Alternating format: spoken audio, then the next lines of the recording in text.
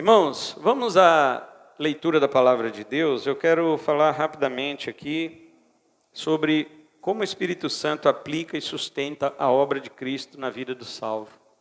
Amém? Diga isso, como o Espírito Santo aplica e sustenta a obra de Cristo no salvo. Amém. Efésios 1, 13 e 14. Vou ler na versão Almeida, século 21, diz assim: Nele também vós, tendo ouvido a palavra da verdade, o evangelho da vossa salvação, e nele também crido, fostes selados com o Espírito Santo da promessa, que é a garantia da nossa herança para a redenção da propriedade de Deus para o louvor da sua glória. Amém? Podem sentar, irmãos. Vocês já sabem que uma mensagem como essa é profundamente gloriosa e cabe a cada um de nós, como salvos, como filhos de Deus, aplicar isto em nossas vidas, porque, de fato, o Espírito Santo, ele trabalha dessa maneira. Observe, irmãos, que existem pessoas que são enganadas com respeito à sua salvação. Há pessoas que elas não são salvas e pensam que são.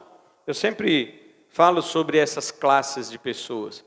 Essas pessoas que pensam que são salvas, elas acham que podem viver do jeito que elas querem e que Deus vai aplicar essas bênçãos da salvação na vida dela por causa da promessa de Cristo, a promessa do Espírito Santo. Sabe aquelas pessoas que você faz promessa para outro e ela acha que é para ela? Pois assim tem muitos crentes. Deus fez promessa para os salvos e aqueles não salvos pensam que a promessa é para eles. E o papel do Espírito Santo na vida do crente, ele é muito maravilhoso sobre isso, porque ele aplica a obra de Cristo que foi realizada na vida de cada um de nós, e não só aplica, como ele também mantém. Observe que é a Trindade trabalhando. Deus Pai planejou tudo para a nossa salvação, Deus Filho veio e executou tudo para a nossa salvação, e Deus Espírito Santo vem e coloca isso dentro de nós e mantém, ele segura. Não é aquela coisa de que ele colocou e abandona você. Nós não somos deístas. O deísmo é aquela filosofia que ensina que alguma divindade criou o mundo, deu corda e soltou, largou para lá. Mas não, nós cremos que Deus criou e sustenta. Nós também cremos que Deus salvou e mantém. Da mesma forma que ele criou a primeira ordem das coisas e sustenta até hoje, mesmo ela debaixo da queda, nós também, que somos a segunda ordem das coisas, nós somos nova natureza e Deus também nos sustenta por meio de Cristo Jesus. Quem é o Consolador, irmãos? Jesus. Jesus é o Consolador, o Espírito Santo é o outro Consolador. Já falei isso para vocês, tá? 3, 4 vezes, essa é a quinta. Nós aprendemos na Bíblia que Jesus disse: eu vou para o Pai e enviarei o quê? Outro. Se é outro é porque Jesus é o Consolador e o Espírito Santo é o outro, né? Então, quando Jesus disse isso, ele falou algo maravilhoso também. O mundo não pode receber esse Espírito Santo. João 14, 17. Da mesma forma que um demônio não pode possuir um crente, um salvo, o Espírito Santo não pode habitar em um mundano. Não tem como. O Espírito Santo, ele pode manipular, mas habitar, ele não habita.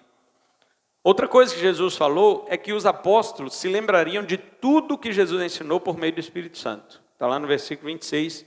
Tem gente que acha, igual The Chosen, né, que vocês assistem aí, tem gente que acha que Jesus estava lá, fazendo as coisas, operando as curas, e João com o bornalzinho dele, anotando tudo, né? Não foi assim não, irmãos. João foi escrever alguma coisa sobre Jesus 60 anos depois que Jesus já tinha ido para o céu. João já estava velho, próximo dos 100 anos, quando ele escreveu o Evangelho. Tudo que tem no Novo Testamento já estava escrito quando João foi escrever. Então, como é que João se lembrava dessas coisas? Velhinho já. O Espírito Santo, disse Jesus, João 14, 26, ele lembrará a vocês todas as coisas que eu ensinei.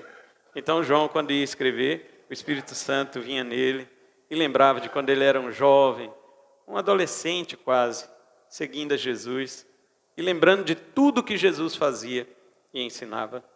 E ele foi escrevendo isto para nós, que mantém até hoje no seu evangelho, nas suas cartas e no seu livro profético. Então temos hoje confiante os escritos conforme realmente os fatos ocorreram. Nenhum autor bíblico podia esquecer de alguma coisa, a não ser que o Espírito Santo retirasse aquilo da mente dele. Algumas pessoas me perguntam como a Bíblia pode ser confiável. A Bíblia é confiável pelo fato de que, em primeiro lugar, ela é a palavra de Deus, é a revelação que Deus quis dar acerca de si mesmo. Em segundo lugar, porque as pessoas vão dizer, mas tem muitos outros livros sagrados, como você pode dizer que é só a Bíblia? Bom, em primeiro lugar, observe que os autores de outros livros sagrados, eles quiseram escrever aquilo. Os autores bíblicos não queriam. Os autores bíblicos não queriam nem mesmo ser chamados por Deus. E quando Deus os chamava, eles se espantavam acerca daquele chamado. Alguns rejeitavam, como Moisés rejeitou várias vezes. Jeremias não quis, eu sou uma criança, Senhor, não posso ser um profeta. E muitos outros que não queriam, e Deus os obrigou. Deus os colocou em uma situação em que eles não tinham saída. Eles tinham que fazer aquilo. Então, a Bíblia, se ela fosse um livro de pessoas escrevendo aquilo que eles queriam, o que eles achavam, então não podíamos realmente confiar. Mas ela foi escrita por pessoas que não queriam fazer aquilo e que Deus mesmo as colocou para fazer, para escrever, para presenciar, para testemunhar, para ter aquelas experiências. E então, nós temos hoje os relatos bíblicos conforme eles realmente são. Ah, mas quem garante que nada foi deturpado na Bíblia? Porque esse é o argumento dos ímpios, né? Os ateus dizem o seguinte, eles falam assim, a igreja, ela deturpou várias coisas que tem na Bíblia. Aí, em primeiro lugar, como é que ele sabe que a igreja deturpou? Ele tem o material original? O ateu tem? O ateu tem um material original para poder comparar com o material de hoje? E saber se foi deturpado? Ele não tem, ele só está falando que deturpou. Se ele está dizendo que deturpou, ele tem que provar. Não é isso que eles querem de nós? Teve um cara lá que comentou naqueles cortes que eu faço da mensagem que eu prego, né? Para o YouTube impulsionar. Ele comentou assim, ai, mais um adulto falando besteirinhas de seres imaginários que ele não consegue provar que existe. Aí eu respondi para ele assim, então prova que eu não consigo provar. Não é? Eles não gostam de prova? Ele alegou que eu não consigo provar, então prova que eu não consigo provar. As pessoas, irmãos, elas têm repetições. Elas falam que ouvem por aí. Mas a Bíblia Sagrada, ela foi preservada por Deus. Porque se Deus quer se revelar, e de fato Ele quer se revelar para os eleitos, Ele tem que se revelar de uma maneira, conforme a Bíblia Sagrada está, de uma maneira que a Bíblia seja preservada íntegra. Senão a revelação é mentirosa. E se a revelação de Deus for mentirosa acerca dele mesmo, então ele não é o Deus da verdade. Ele é só mais um conceito religioso entre vários. Desta forma, nenhum de nós conhece a Deus. E como diz Paulo em 1 Coríntios 15, permaneceremos em nossos pecados. Porque um Deus que se revela de forma mentirosa, ele não pode exigir de nós santidade. Como que alguém imoral pode exigir moralidade de você? Então a Bíblia, ela foi preservada. Lógico, existem outras comprovações de que a Bíblia foi preservada. Vou rapidamente falar de uma, senão não dá tempo da gente falar da obra do Espírito Santo. Em 1947, um beduíno estava cuidando de suas ovelhas, uma de suas cabras se perdeu numa gruta, lá no Mar Morto. E ele jogou uma pedra dentro daquela gruta para espantar a cabra e escutou o barulho de cerâmica quebrando. Quando ele entrou lá para ver, eram vasilhas de cerâmicas que dentro delas continham documentos antigos escritos, porém já estavam em frangalhos já, né? Por causa devido a muitos anos aquilo ali guardado. Então ele pegou aquilo e levou para algumas autoridades observarem. E quando alguns arqueólogos, né, paleontólogos, estudaram aquilo, remontaram aquilo, reconstruíram aquilo, tratava-se de uma passagem do livro de Isaías. E quando eles fizeram o Carbono 14, era de 200 anos antes de Cristo aquele documento. Então eles ficaram maravilhados. Por quê? Porque até então, até 1947, o documento mais velho que a gente tinha de cópia da Bíblia era do século XII, do século VIII, alguma coisa assim, depois de Cristo. Veja, era uma cópia de 800 anos depois de Cristo, o documento mais antigo. Depois daquele achado, que ficou provado que era um documento de 200 anos antes de Cristo, nós tivemos um salto de 1000 anos de aproximação do original, porque Isaías viveu 700 anos antes de Cristo. Faça os cálculos. Isaías, que escreveu aquele texto que estava ali naquela vasilha, ou pelo menos ali era uma cópia, Isaías viveu 700 anos antes de Cristo. O documento de Isaías mais antigo que a gente tinha até então era de 800 depois de Cristo. 800 mais 700 dá quanto? 1500 anos de Isaías até nós, o documento. Quando encontrou este documento, que era de 200 anos antes de Cristo, então se Isaías viveu 700 antes, 700 menos 200, 500. Nós temos agora um documento mais próximo de Isaías do que o que tinha. Diminuiu em 1000 anos essa distância. Então o que os críticos fizeram? Eles falaram, agora sim, nós vamos pegar uma Bíblia e vamos conferir o Isaías de hoje com o Isaías de 200 anos e nós vamos provar que a igreja deturpou a Bíblia. Irmãos, eles entraram naquelas grutas e escavaram e acharam o livro de Isaías inteiro. Acharam Isaías, Jeremias, tudo do Antigo Testamento, menos Esther. Mas ainda está tendo escavação até hoje. Ainda está tendo escavação lá até hoje. Eles acharam todos os livros do Velho Testamento, menos Esther. E quando eles foram conferir o livro de Isaías, que tem 66 capítulos, eles só encontraram 3 palavras diferentes. E mesmo assim, essas 3 palavras não mudavam o sentido. Não alterava o sentido daquilo que estava escrito. Eles ficaram envergonhados e disseram, a Bíblia foi mantida fiel. Porque o mesmo Deus que usou, que é o Deus Espírito Santo, que usou os apóstolos para se lembrarem das coisas que o Deus Filho tinha falado, foi o mesmo Deus que preservou a sua palavra para que chegasse até nós, com tantas cópias que existem aí. E ela chegou até nós, preservada por Deus, como de fato foi passado para os seus profetas. Pode ter certeza disso, fica tranquilo, porque Deus quer se revelar. Então, a Confissão de Fé de Westminster, capítulo 3, no parágrafo 6, diz assim, assim como Deus destinou os eleitos para a glória, assim também pelo eterno e livre propósito da sua vontade, pré-ordenou os meios, todos os meios para esse fim. Veja, irmãos, Deus não elege você só para ser salvo, Deus também escolhe como você vai ser salvo. De que maneira, por quais meios você será salvo? Os que, portanto, são eleitos, achando-se caídos em Adão, são remidos por Cristo, são eficazmente chamados para a fé em Cristo, pelo seu Espírito, que opera no tempo devido, são justificados, adotados, santificados e guardados pelo seu poder, por meio da fé salvadora. Além dos eleitos, não há nenhum outro que seja remido por Cristo, eficazmente chamado, justificado, adotado, santificado e salvo. Não, somente os eleitos. Então isso significa ser selado, ser batizado pelo Espírito Santo. Então, é claro que o Espírito, além de batizar os salvos, ele também concede outras bênçãos, né? Poder para testemunhar, dons para a igreja, poder de crescimento, guiar os salvos nas intenções do Senhor, alegrar os cristãos, constitui presbítero para a sua igreja.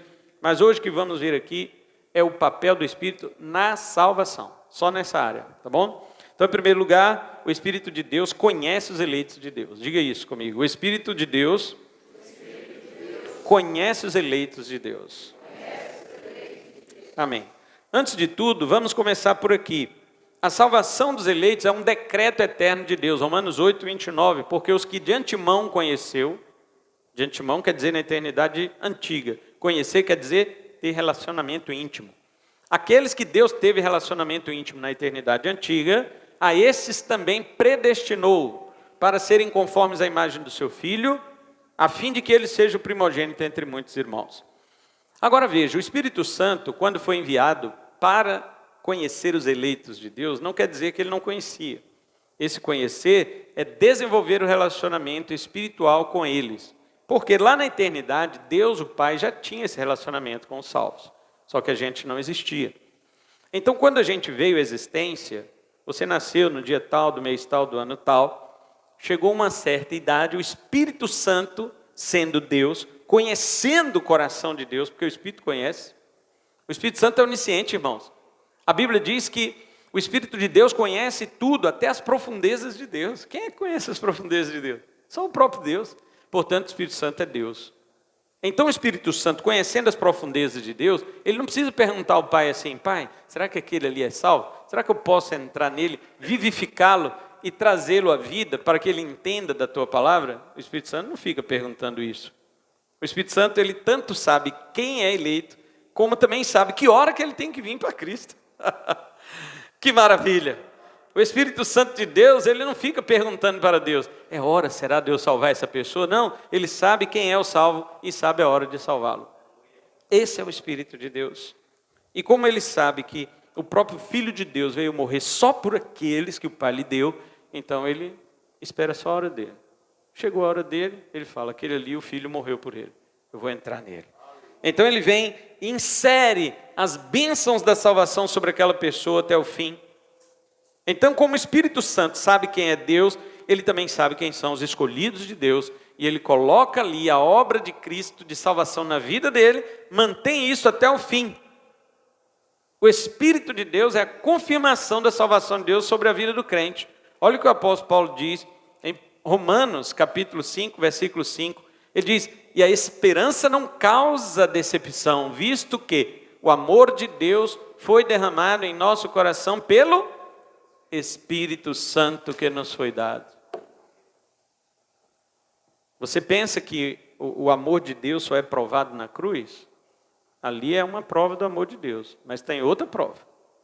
A outra prova do amor de Deus é que Ele te deu o Espírito Santo. Paulo que está dizendo, ó, o amor de Deus foi derramado em nosso coração pelo Espírito que nos foi dado. Então todo crente que tem o Espírito Santo, tenha certeza que Deus o ama. Por favor, tenha certeza disso. Então, foi exatamente por Ele nos amar que Ele nos predestinou. E quando é que foi que Deus te amou? Foi agora? Quando você nasceu lá no hospital, Deus foi lá. Ai, que bebezinho bonitinho, acho que eu vou amar isso aqui. Foi? Não. Desde a eternidade Ele quis te amar. Jeremias 31, 3. Com amor eterno eu te amei. Por isso, com benignidade eu te atraí. E o seu Espírito confirma isto, porque o amor de Deus não tem a ver, ou a salvação de Deus não tem a ver conosco, tem a ver com Deus e seu amor. E se o amor de Deus por nós é eterno, visto que Ele nos amou desde sempre, também nos amará para sempre. Pastor, quem garante que o amor de Deus por mim vai durar para sempre? Eu te pergunto, o que é eterno? O que é eterno? É algo que não tem começo e nem... E se Deus diz, com amor eterno eu te amei, então o amor dele não tem começo e nem tem? Então pronto, olha a garantia aí. Se você perdeu o que é eterno, então não era eterno, hein? O que é eterno não se perde.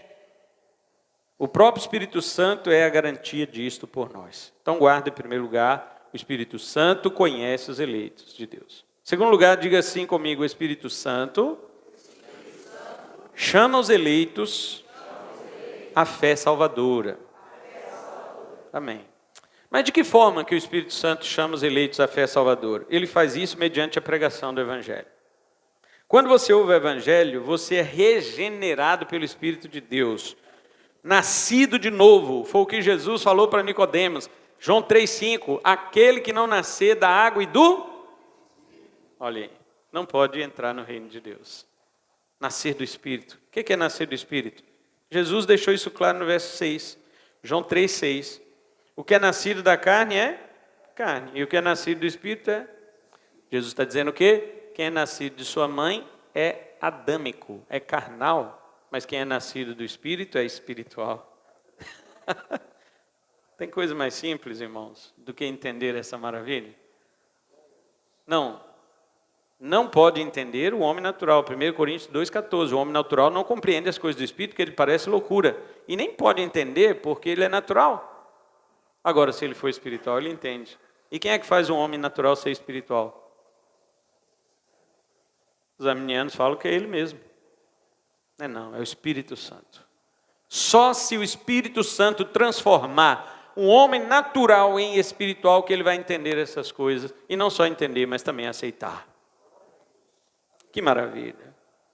Agora, por qual meio que o Espírito Santo faz você nascer de novo? Pela palavra. 1 de Pedro 1,23. Porque foste regenerados, não de semente corruptível, mas de semente incorruptível, pela palavra de Deus, que é viva e permanece para sempre. E também, em Tiago 1,18, ele diz que, segundo o seu querer, não o nosso, mas o querer de Deus, ele nos gerou pela palavra da verdade, para que fôssemos como que primícias de suas criaturas. Todo crente, ele é como uma primícia para Deus. Todo crente, ele é como o primogênito de Deus. O Espírito Santo faz isso nos convencendo. Claro que nem todo que ele convence vai se converter, mas todo que se converteu precisou ser convencido em primeiro lugar. E o Espírito faz isso através da pregação, porque o Evangelho puro e legítimo é poderoso para ser transformador na vida de um homem. Porque quando na conversão alguém diz, eu declaro que Jesus é o Senhor, lembra que as pessoas fazem isso aqui?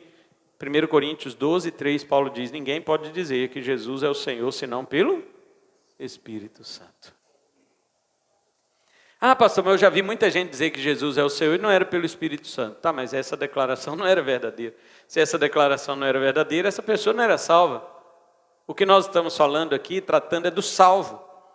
O salvo, ele fala isso pelo Espírito, ele não fala isso de si mesmo. Alguns por aí dizem que a fé vem do homem, mas a Bíblia diz que a fé vem de quem? De Deus. Vocês estão sabidos, né, hoje? Em Efésios 2,8 diz assim, porque pela graça sois salvos por meio da fé. E isso não vem de vós, é dom de Deus. Como é que alguém diz que a fé vem dele mesmo? Me diga isto. Paulo também disse em Filipenses 1,29, a vocês foi dado o privilégio, não de apenas crer em Cristo, mas também de sofrer por Ele. O crente tem dois privilégios que foi dado, não é ele que conquista, foi dado. O primeiro é de crer em Cristo, e o segundo é de sofrer por Ele. Tem crente que gosta de crer em Cristo, mas não gosta de sofrer. E aliás, ele sofre pelas coisas que ele mesmo faz errado. Ele já não gosta. Agora imagina sofrer por Cristo, porque as coisas erradas que a gente faz, nós merecemos sofrimento. Agora quando você sofre por Cristo, você não merece. No entanto, a Bíblia diz que você deve se regozijar. A Bíblia chama isso de privilégio. Você imagina, irmão? Sofrer por Jesus é um privilégio. E isso está chegando no Ocidente. No Oriente já tem muito isso, mas aqui no Ocidente já está chegando. Portanto, o dom da graça de Deus dado aos eleitos, mediante o despertamento realizado pela pregação do Evangelho, onde o Espírito de Deus faz você ouvir a voz de Cristo chamando o escolhido da morte para a vida, é o privilégio da fé. Paulo disse que o homem natural não aceita, já falamos disso. Por quê? Porque as coisas espirituais para ele são loucura, na opinião dele. Eu falei isso aqui domingo passado. Tem crente que diz que a vida cristã é louca, eu sou louco por Jesus, porque a Bíblia diz que eu sou louco. Não, a Bíblia diz que o Evangelho parece loucura para eles, para os perdidos. Para nós que somos salvos, poder e sabedoria, não é loucura. Poder e sabedoria. Não é isso? Então, o homem natural, nessa condição, não pode aceitar o Evangelho.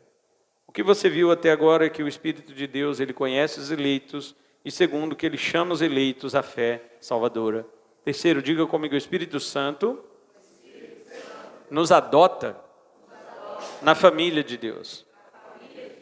Então, além dele te conhecer, dele te chamar, ele te coloca em uma família. Há pessoas que perdem família sanguínea porque creem em Jesus. Já viram isso? Mas eles ganham o quê? Uma família cristã. Pedro, um dia perguntou para Jesus assim, Senhor, nós deixamos tudo e te seguimos.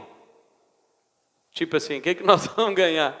E Jesus disse, Pedro, todo aquele que perdeu pai, mãe, irmãos, casas, bens e muitas coisas até dessa vida aqui, ele vai ganhar 100 vezes mais, mas também ganhará a vida eterna. Irmão, você acha que eu sou um cristão realizado, porque eu tenho uma família cristã. Pode ser o homem mais solitário do mundo, que não tem mulher, não tem filho, não tem mais pai nem mãe, não tem nada nem ninguém. Se ele é um cristão, ele tem uma família. E ele é planificado por isso, ele é realizado por isso. Eu amo meus irmãos, né? Todos os meus irmãos são maravilhosos. E agora você imagina você ser irmão de Jesus? Tem gente que tem irmão complicado, né? Tem uns irmãozinhos complicados. Mas quando você pensa que você tem um irmão que é Rei dos Reis, Senhor dos Senhores, Rei do Universo. Não, isso aí é um privilégio inenarrável, inexprimível, indizível. Então o Espírito Santo te adota. Olha o que a Bíblia diz: aos que o receberam, ou seja, a Jesus, aos que creram em seu nome, deu-lhes o direito de se tornarem filhos de Deus. É claro que essa palavra não é benquista no mundo, porque existe um padrão mundano de paternidade universal. Todo mundo é filho de Deus. Mas a Bíblia diz que não. A Bíblia diz que quem faz a aplicação da adoção na vida de um salvo é o Espírito Santo. E ele só faz na vida daquele que é guiado por ele, que confessou a Cristo. Romanos 8,14. Todos que são guiados pelo Espírito de Deus são filhos de Deus. Se uma pessoa, presta atenção, se uma pessoa é guiada por sua própria cabeça, ela não é filha de Deus. Ou se é, ela está muito rebeldinha, né? Ela precisa se ajustar. Todos os que são guiados pelo Espírito é que são filhos. Romanos 8,14. No mesmo texto ele diz que nós recebemos o Espírito que nos adota como filhos, por meio do qual clamamos, Abba, Pai. Que maravilha, irmãos. Você é adotado na família de Deus. Você é levado a conversar com Deus. E eu estou dizendo Deus verdadeiro, porque esse mundo aí conversa com um monte... Parece doido. Conversa com um monte de coisa que chama de Deus. Mas o verdadeiro cristão conversa com o verdadeiro Deus. E ele faz isso por meio do Espírito Santo, que leva a chamá-lo de Pai. Como eu disse uma vez aqui, Deus cobrará muito caro das pessoas que oraram Pai Nosso sem ser filhos dele. Ele vai dizer, por que você me chamou de pai se você não era meu filho? Que direito você tinha de me chamar de pai? Salmo 50, 16. O que faz o ímpio? Quem te deu o direito de colocar a minha palavra na sua boca? Sendo que você recita os meus mandamentos, mas odeia os meus caminhos. Quem te deu o direito? O pessoal brinca demais, irmãos. Então, no verso 16, além do Espírito Santo, nos guiar, além do Espírito Santo, nos fazer chamar Deus de Pai, no verso 16, Paulo diz que ele também faz o quê? Ele testifica com o nosso Espírito que somos filhos de Deus. Aleluia! Alguém já recebeu aí a testificação do Espírito? O Espírito já disse para você, é filho de Deus? Então, você está chorando de quê, meu filho? Você tem que chorar de alegria, igual a Marcela aqui. Você tem que chorar de alegria. Não é ficar pelos cantos aí, igual o Kiko, nas paredes, chorando. Tem que chorar de alegria. Filho de Deus é privilégio para poucos. E não é mérito, não é porque ninguém foi melhor que ninguém, não. Ao contrário, parece que Deus se agrada em salvar os piores. Eu tiro isso por mim. Então, a adoção é maravilhosa, porque quando Ele nos recebe como filhos, Ele nos dá uma coisa que nós não tínhamos, sua natureza, coisa que não acontece na adoção humana, né? O homem, ser humano, vai adotar uma criança lá no orfanato, o máximo que ele consegue é passar o nome, documento, mas ele não passa a natureza. Mas Deus não, Deus quando te adota como filho, Ele passa a natureza dele para você.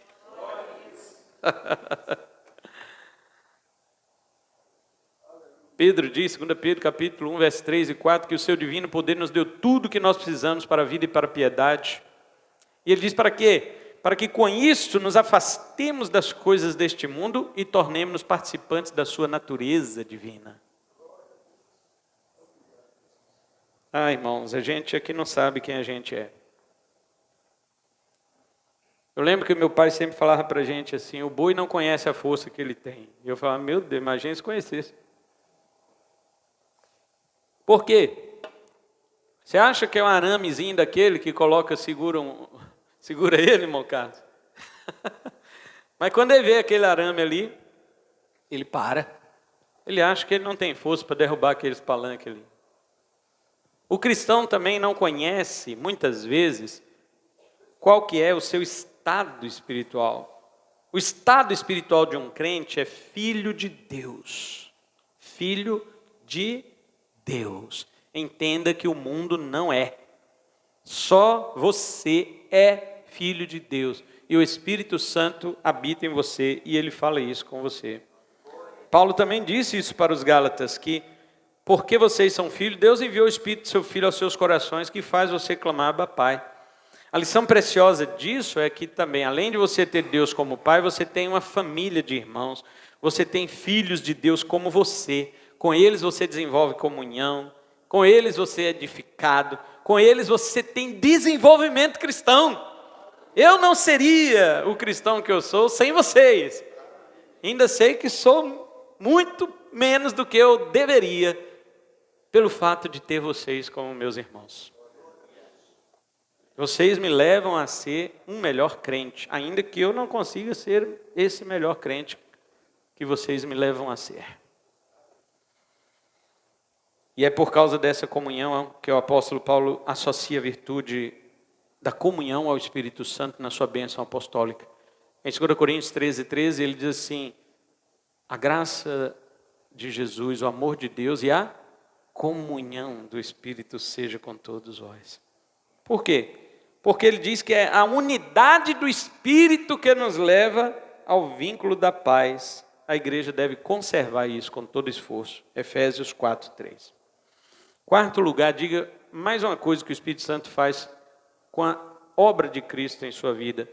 Diga assim, o Espírito Santo aplica a justificação no salvo. Amém. Por mais que pareça que a justificação vem só da obra de Cristo, alguém fala assim, não pastor, mas aí não é obra do Espírito Santo, né? Justificação é obra do Filho. Porque foi o Filho que morreu na cruz, foi Ele que derramou o sangue, não é assim que a gente pensa? A justificação é de Cristo, não tem nada a ver com o Espírito. É verdade. Mas veja também que o Espírito Santo aplica a justificação em nós. Olha o que Paulo diz em 1 Coríntios 6:11, veja. Mas vocês foram lavados, vocês foram santificados, vocês foram justificados no nome do Senhor Jesus Cristo e no Espírito do nosso Deus. A justificação é pelo nome de Jesus e no Espírito do nosso Deus. O que é justificar? Mais uma vez vou dizer. Justificar é declarar um injusto como justo. Ora, mas é injusto isso. Quando você declara um justo como injusto, isso é injusto. Sim, é injusto. Todavia, Deus nos declara justos, não porque Ele virou as costas ou o rosto para os nossos pecados. Como se diz na gíria atual, Deus não passou pano para nós, não. Ele lançou os nossos pecados sobre seu Filho e puniu o seu Filho na cruz em nosso lugar. Todo aquele que crê em Jesus é justificado desta maneira. Você crê nele por quê? Porque você não tem justiça própria para se achegar diante de Deus. Então você se aproxima de Deus com a justiça de Cristo, crendo nele, somente nele, assim Deus justifica você. Crer, nesse caso aqui, crer é você se apegar a Cristo de tal forma que você não tenha nada seu para apresentar a Deus. Isso é crer. Na Bíblia, crer em Cristo é você chegar a Deus única e exclusivamente por meio de Jesus. Como se você, veja, é como se você estivesse com medo de Deus e chegasse a Deus escondido atrás de Jesus. Isso é que é a fé. Quando Deus vai olhar para você, Ele não fica assim, cadê o pecadorzinho que está escondendo atrás do meu filho? Deus não fica assim. Deus olha e diz assim, meu filho justo, justifica esse pecador que está atrás de você. Eu recebo. Maravilhoso isso. Maravilhoso. Então, quando Cristo carregou nosso manto de pecado lá na cruz, Ele tirou o manto de justiça e colocou sobre nós. Foi uma troca. É por isso que Paulo diz em 2 Coríntios 5, 21, aquele que não conheceu o pecado, Deus o fez pecado por nós, para que nele fôssemos feitos justiça de Deus. Claro que não foi o Espírito Santo que derramou o sangue para justificar, e sim Jesus. Mas Ele, o poderoso Espírito de Deus, é quem aplica essa graça justificadora naquele que crê. Afinal, o sangue, o próprio sangue de Cristo que ofereceu sua vida foi por meio do Espírito eterno. Diz Hebreus 9,14, quanto mais então o sangue de Cristo, que pelo Espírito eterno se ofereceu de forma imaculada a Deus, purificará a nossa consciência de atos que levam à morte, de modo que sirvamos ao Deus vivo. Foi pelo Espírito que Cristo se ofereceu. Então a obra da justificação, ela também vem pelo Espírito Santo para a sua vida. Quinto lugar, diga, o Espírito Santo santifica o salvo. Muito bem, a Bíblia diz, sem a santificação ninguém verá o Senhor, Hebreus 12, 14. Isso por quê? Porque santificação é o processo de separação deste mundo e do pecado para Deus. Jesus disse que bem-aventurados são os limpos de coração, porque eles verão a Deus. Mateus 5, 8. Então o Espírito de Deus, ele já é chamado de Santo, Espírito Santo, por dois motivos. Primeiro, por sua natureza. Naturalmente, ele é santo, Espírito de Deus. E segundo, por causa do trabalho que ele faz na sua vida. O Espírito de Deus é santo porque ele também te santifica. O Espírito de Deus é santo porque ele é santo, mas ele também é santo porque ele santifica você. Você sabia, irmão, que você sozinho não consegue se separar deste mundo? Não.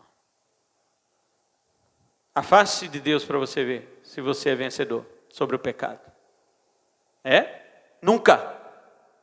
Você, mesmo a gente com ele, a gente tem hora que ainda o pecado puxa a rasteira, não é? Agora imagina você sozinho. De forma nenhuma, porque quem santifica o crente é o Senhor Espírito Santo. Ele foi enviado para isto. Ele foi enviado porque, veja bem, como o Espírito não pode habitar no mundo, ele só pode habitar na igreja, então ele habita na igreja e separa ela do mundo. Essa separação não é fisicamente, porque as pessoas vão dizer assim, porque fulano depois de crente, ele não conversa, ele não faz isso, não faz aquilo, então vamos nos separar dessas pessoas.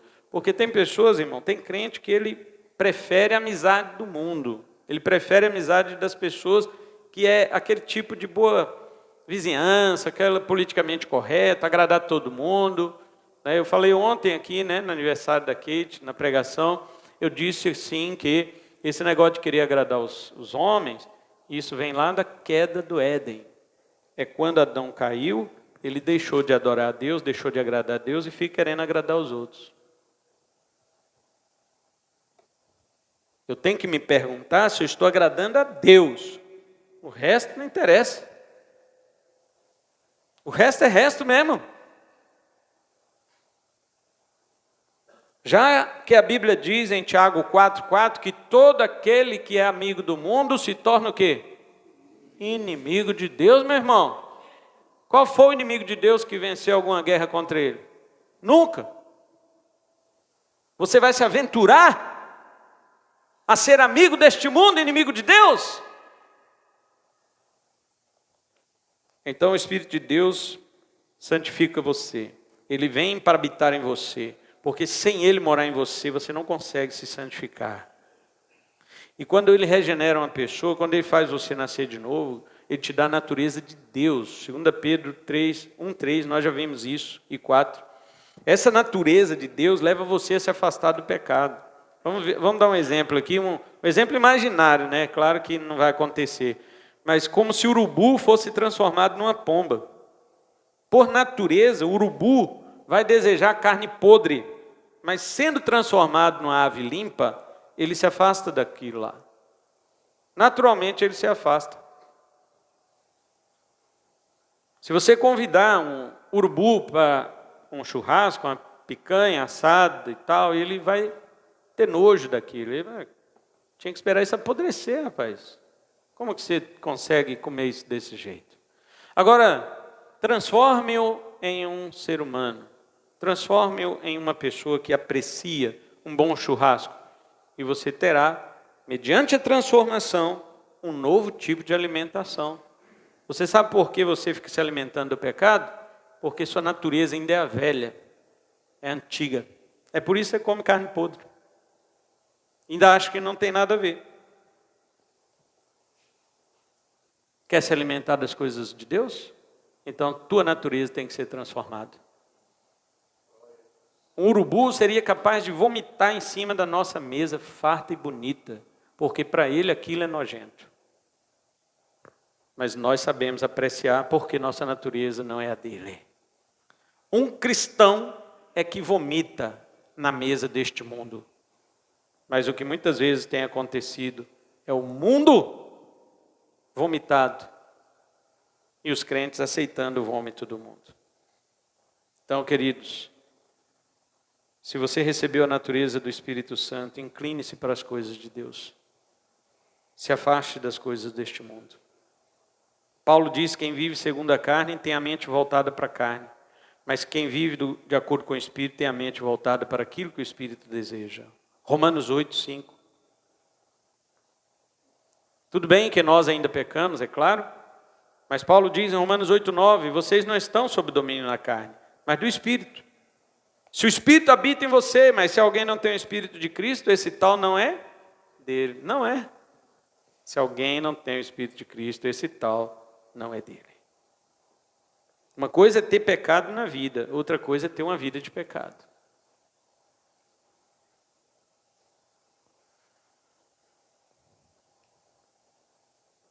Último lugar, o Espírito Santo preserva os salvos. Diga isso, o Espírito Santo preserva os salvos.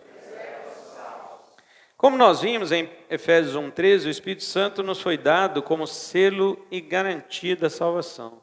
Paulo diz que ele nos ungiu, 2 Coríntios 1:22, nos selou como sua propriedade e pôs o seu Espírito em nós como garantia daquilo que está por vir. O crente é selado, o crente é penhorado. Você sabe o que é isso? O penhor? O penhor é como se alguém desse um objeto de valor como segurança daquilo, da transação que ele está fazendo. Que depois ele vai voltar e vai resgatar aquele objeto. Foi o que Jesus fez.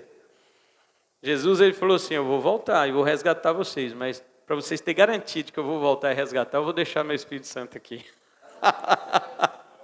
Oh, glórias! Nós temos o Espírito de Deus como garantia de que Jesus Cristo voltará. E Ele levará a sua propriedade para estar com Ele para sempre. Isso é maravilhoso.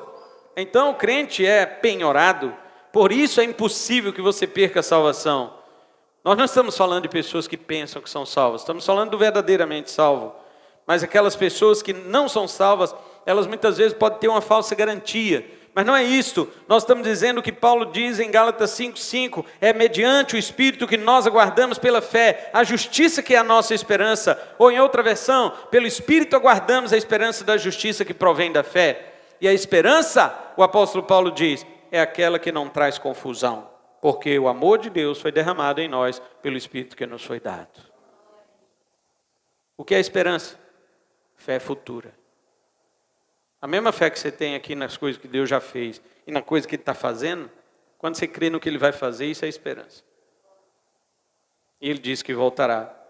Ele diz que na vinda dEle não seremos envergonhados. Você crê nisso?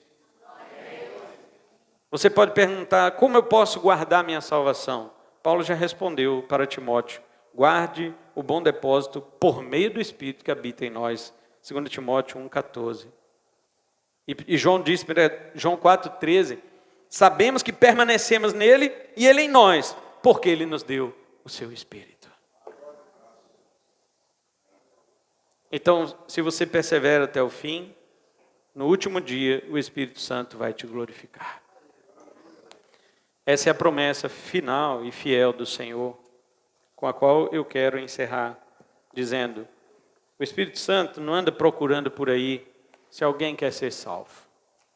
Não existe aquela coisa assim, ei, alguém aí quer ser salvo, Jesus está doidinho para te salvar. Não tem aquela coisa, olha, o Senhor Jesus está ali chorando no canto, porque você disse não, que você não queria Jesus. Jesus ficou chorando.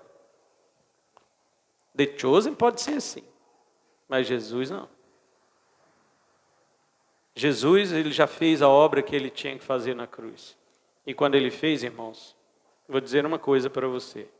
Jesus não foi para a cruz para ficar oferecendo salvação para quem quiser. Ele foi para a cruz para buscar e salvar o que se havia perdido.